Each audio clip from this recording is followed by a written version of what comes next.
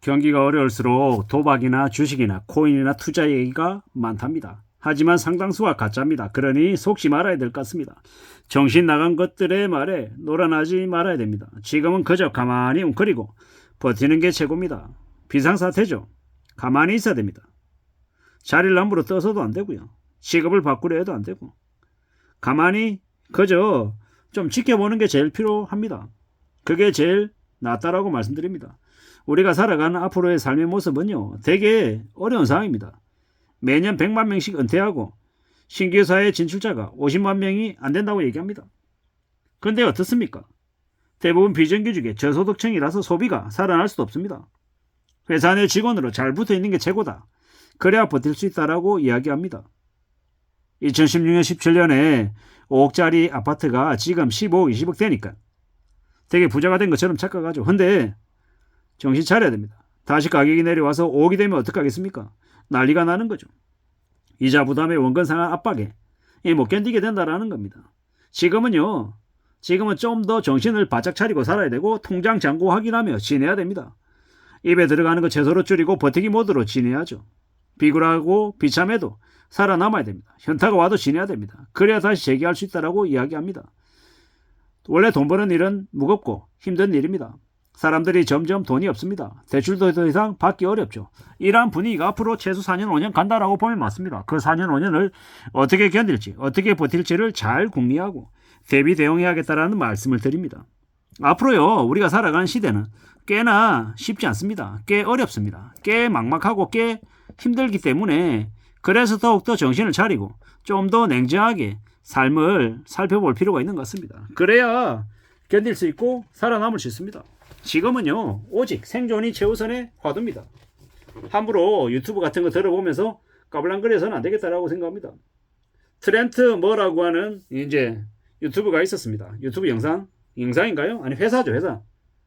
정령 누구라고 하는 이가 얼마 전에 대대했죠. 실제로는 교통사고라고 얘기하는데 교통사고 아니랍니다. 교통사고 아니고 이제 이 극단적인 걸 했죠. 스스로. 되게 충격적인 일이죠. 이 건너 얘기를 들어보니까 부동산 PF 때문에 감당 못할 부채가 엄청났답니다. 100억인지 200억인지 정확한 금액도 모릅니다만은 그 업계에서는 실제 소문이 파다합니다. 말로는 그 온라인 유통업계, 이 커머스에서 되게 이 셀러 중심의 이 많은 이제 이야기들을 몰고 다닌 사람이었다라고 하는데 저는 좀 의심스러웠던 게 구독자 수를 보고 조회수를 봅니다. 제가 구독자 수가 한 7,000명쯤 됩니다. 조회수는요, 48시간 기준으로 하면 4만 명, 4만 번, 5만 번, 6만 번, 7만 번 이 정도 되거든요. 단순 계산하면 예를 들어서 구독자 수가 10만이다라고 하면 하루에 조회수가요, 5만에서 한 10만 정도는 돼야 되는 거죠. 근데 생각보다 조회수가 적어요. 그리고 상당 부분을 광고로 이제 조회수를 만들어 오는 그런 영상들이 많더라고요.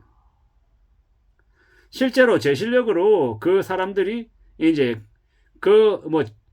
그분의 영상을 듣는 게 아니라 여러 가지 트래픽, 돈을 주고 산 트래픽으로 몰려갔던 것들이 되게 많았다라고 저는 생각합니다. 그리고 방만하게 무리하게 움직이다 보니까 감당이 안 돼서 그렇게 한 것 같습니다. 매우 무서운 얘기죠. 정말 충격적인 얘기입니다. 앞으로 우리가 살아가면서 직장인이 되건 아니면 자영업자이든 간에 정말 감당할 수 있는 범위 안에서만 부채를 일으켜야 된다고 생각합니다. 자신이 감당할 수 없는 부채를 지면 정말로 그 사람처럼 극단적인 선택을 할 수도 있겠다라는 생각도 들었습니다. 우리는 통장 잔고 확인해야 되고 내가 감당할 수 있는 범위 안에서만 빚을 레버리지를 이용해서 뭔가를 해야 될 것 같습니다. 그러지 않으면 언제 어느 때 궁지에 몰려서 그렇게 허무하게 끝장날 수 있다고 생각합니다. 장사, 프랜차이즈, 아니면 마케팅, 자동 수입 프로그램, 시스템 이런 말에 놀아나면 안 된다라는 겁니다.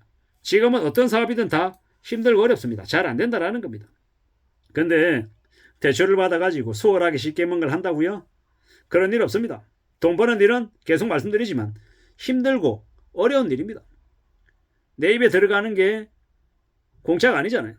다른 누군가 앞에 서서 말하는 것도 이 에너지와 시간들이 많이 필요합니다. 근데 말한다고 해서 전부 다 말이 아니다 라고 저는 생각합니다. 말을 하지만 그게 진정성이나 실제의 의미가 담겨있지 않으면 그냥 공허하다라는 거죠.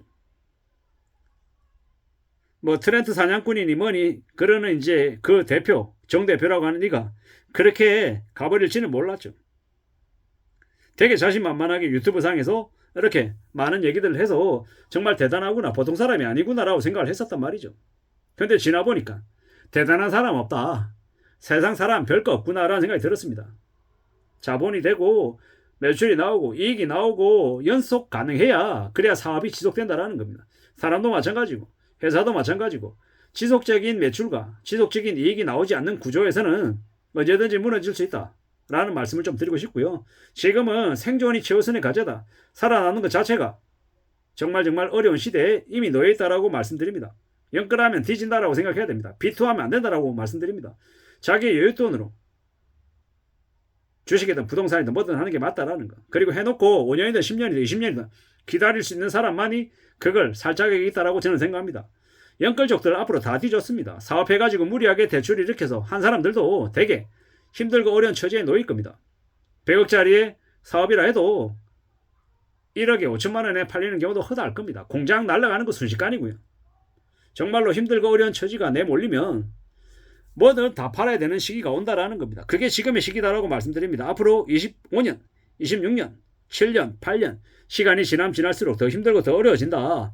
그리고 이번에 무수히 많은 이 위로금을 받고 나온 퇴직자들이 프랜차이즈 창업하고 자영업 한다라고 뛰어들었다가 또 그들이 또 대거 또 사장당하는 거죠.